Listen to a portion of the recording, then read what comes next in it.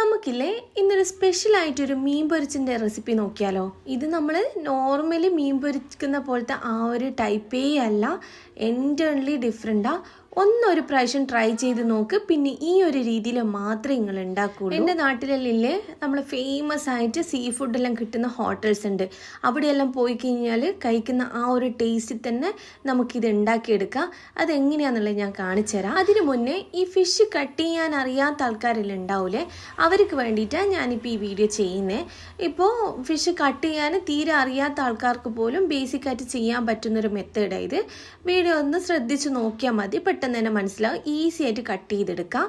ഇപ്പോൾ ഒറ്റയ്ക്കെല്ലാം താമസിക്കുന്ന ആൾക്കാരുണ്ടാവും, ഫിഷൊന്നും കട്ട് ചെയ്യാൻ തീരെ അറിയാത്ത ആൾക്കാർ ഉണ്ടാവും, അവർക്ക് വേണ്ടിയിട്ടാണ്. അപ്പം ഞാൻ ഈ ഒരു രീതിയിലാണ് ഫിഷ് കട്ട് ചെയ്തെടുക്കുന്നത്. പെട്ടെന്ന് സിമ്പിളായിട്ട് കഴിയുകയും ചെയ്യും. ഇനി ഇതൊന്ന് നല്ല രീതിയിൽ തന്നെ ക്ലീൻ ചെയ്തെടുക്കുക. ഇതിൻ്റെ ഉള്ളിൽ വേണ്ടാത്ത വേസ്റ്റും കാര്യങ്ങളെല്ലാം ഉണ്ടാവും, അതൊക്കെ ഇങ്ങോട്ട് പുറത്തേക്ക് എടുക്കുക. അതിന് ശേഷം അതിൻ്റെ ഉള്ളിലുള്ള കറുത്ത ഭാഗങ്ങളെല്ലാം ഉണ്ടാവും, അതെല്ലാം നല്ല രീതിയിൽ തന്നെ ക്ലീൻ ചെയ്തെടുക്കണം. അല്ലെങ്കിൽ നമുക്ക് വയറുവേദന വരാനുള്ള ചാൻസ് ഉണ്ട്. അതുകൊണ്ട് മൊത്തത്തിൽ ഉൾഭാഗമെല്ലാം നല്ല രീതിയിൽ തന്നെ ക്ലീൻ ചെയ്തെടുക്കണം. ഞാനിപ്പോൾ മൊത്തത്തിൽ അതേപോലെ കട്ട് ചെയ്ത് നല്ല രീതിയിൽ തന്നെ കഴുകി മാറ്റി വെക്കുന്നുണ്ട്. ഇനി ഇത് നമുക്ക് വരയിട്ട് കൊടുക്കണം. ഇനി ഇപ്പോൾ ഇതാ ഞാനിപ്പോൾ വരഞ്ഞു കൊടുക്കുക. ഓരോ മീനെടുത്ത് ഇങ്ങനെ ഈ വീഡിയോ കാണുന്ന പോലെ ഒന്ന് വരഞ്ഞു കൊടുക്കാം. ഇതെല്ലാവർക്കും ബേസിക്കായിട്ട് അറിയുന്ന കാര്യങ്ങൾ തന്നെയായിരിക്കും, പക്ഷെ അറിയാത്തവർക്ക് വേണ്ടിയിട്ടാണ് ഞാനിപ്പോൾ ഇത് പറയുന്നത്. എല്ലാ ഭാഗത്തും നല്ല രീതിയിൽ തന്നെ അടുപ്പിച്ചടുപ്പിച്ച് വേണം ഇത് വരഞ്ഞു കൊടുക്കാൻ. അപ്പോൾ മസാല എല്ലാ ഭാഗത്തും അങ്ങ് പിടിച്ചോളും. ഇനി നെക്സ്റ്റ് സ്റ്റെപ്പ്, നമുക്കിതിനൊരു മാരിനേഷൻ ഉണ്ടാക്കണം. ഇതിൻ്റെ മെയിൻ സ്റ്റെപ്പ് ഇതാ, ഇത് സ്കിപ്പ് ചെയ്യാണ്ട് ചേർക്കണം. ഞാനിപ്പോൾ ഒരു ഉണക്കമുളക്, പിന്നെ കുറച്ച് മല്ലിയില, പിന്നെ 3 ചെറിയുള്ളി, പിന്നെ 1-2 പീസ് പച്ചമുളക്. ഇത് ഈ അളവ് ഒന്നും കൂടിപ്പോണ്ട, കാരണം മീൻ കൂട്ടുമ്പോൾ അതിനനുസരിച്ച് കൂട്ടിയെടുത്താൽ മതി. ഞാനിപ്പോൾ 3 മീൻ വെച്ചിട്ടാണ് ഫ്രൈ ആക്കുന്നത്. അപ്പോൾ അതിൻ്റെ അളവാണ് ഞാനിപ്പോൾ പറഞ്ഞു തരുന്നത്. അപ്പോൾ അത് ഒരു മിക്സിയുടെ ജാറിലേക്ക് ഇട്ടിട്ട് ഒരു 1.5 ടീസ്പൂൺ കാശ്മീരി മുളക് പൊടിയാണ് ഞാൻ എടുത്തത്. അതാകുമ്പോൾ കൂടുതൽ എരിവ് ഉണ്ടാവില്ല. ഇനി അതിന് ശേഷം നമുക്ക് ഉപ്പ് ചേർത്ത് കൊടുക്കണം. ഓവറായിട്ട് ഉപ്പ് ചേർക്കേണ്ട, കാരണം ഇതെല്ലാം ബ്ലെൻഡ് ചെയ്ത് വരുന്ന സമയത്ത് നമുക്ക് വേണമെങ്കിൽ മാത്രം കുറച്ചുകൂടി ഉപ്പ് ചേർത്തെടുത്താൽ. ഞാനിപ്പോൾ ആവശ്യത്തിനുള്ള ഉപ്പ് ചേർത്ത് കൊടുക്കുന്നുണ്ട്. ഇനിയിപ്പോൾ 1 ടീസ്പൂൺ വലിയ ജീരകം, പെരുംജീരകം അത് വേണം. പിന്നെ 1/4 ടീസ്പൂൺ അളവിൽ കുരുമുളക്. ഇതെല്ലാം ചേർത്ത് നല്ല രീതിയിൽ തന്നെ ബ്ലെൻഡ് ചെയ്തെടുക്കുക. അതിനിടയിൽ എന്നോട് ഇത് മറന്നുപോയി, ഈ ഒരു സംഭവം ചേർക്കാൻ ഞാൻ മറന്ന പോലെ നിങ്ങൾ മറക്കാൻ നിൽക്കേണ്ട. കുറച്ച് വെളുത്തുള്ളി, 1 പീസ് ഇഞ്ചി എല്ലാം കൂടിയിട്ട് ഈ ഒരു മിക്സി ജാറിലേക്ക് തന്നെ ഇട്ട് കൊടുക്കാം.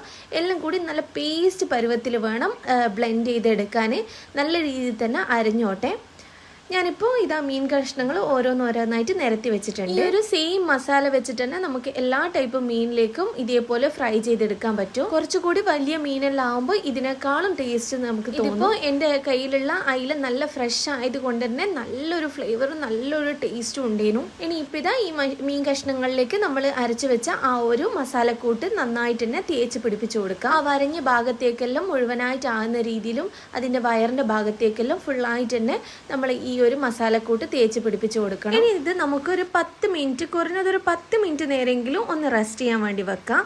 അതിന് ശേഷം ഒരു പാൻ വെച്ച് ചൂടാക്കി അതിലേക്ക് വെളിച്ചെണ്ണയാണ് ഞാനിപ്പോൾ യൂസ് ആക്കുന്നത്. അതിലേക്ക് കുറച്ച് കറി ലീവ്സ് ഇട്ട് കൊടുക്കാം. ശേഷം നമുക്ക് ഓരോ മീൻ കഷ്ണങ്ങളാക്കിയിട്ട് നമുക്ക് ഇതിലേക്ക് ചേർത്ത് കൊടുക്കാം. ഓരോ മീൻ കഷ്ണങ്ങൾ നമുക്ക് ഈ പാനിലേക്ക് വെച്ച് കൊടുക്കാം. വീഡിയോ കണ്ടിട്ട് ഇഷ്ടമാണെന്നുണ്ടെങ്കിൽ എന്തായാലും ലൈക്ക് ചെയ്യാനും സബ്സ്ക്രൈബ് ചെയ്യാനും മറക്കല്ലേ. നിങ്ങൾ തരുന്ന റെസ്പോൺസിനെല്ലാം ഭയങ്കരമായിട്ട് താങ്ക്സ് ഉണ്ട്. അപ്പോൾ വേറെ ഏതെങ്കിലും റെസിപ്പീസ് വേണമെങ്കിൽ ഒന്ന് കമൻറ്റ് ചെയ്യണേ. ഇനി ബാക്കി വീഡിയോയിൽ നോക്കാം. നല്ല രീതിയിൽ തന്നെ അവിടുന്ന് ലോ ഫ്ലെയിമിൽ ഒന്ന് ഫ്രൈ ആയിട്ട് വരട്ടെ. ഇപ്പോൾ ഏകദേശം ഒരു സൈഡ് നല്ല രീതിയിലൊന്ന് ഫ്രൈ ആയി വന്നിട്ടുണ്ട്.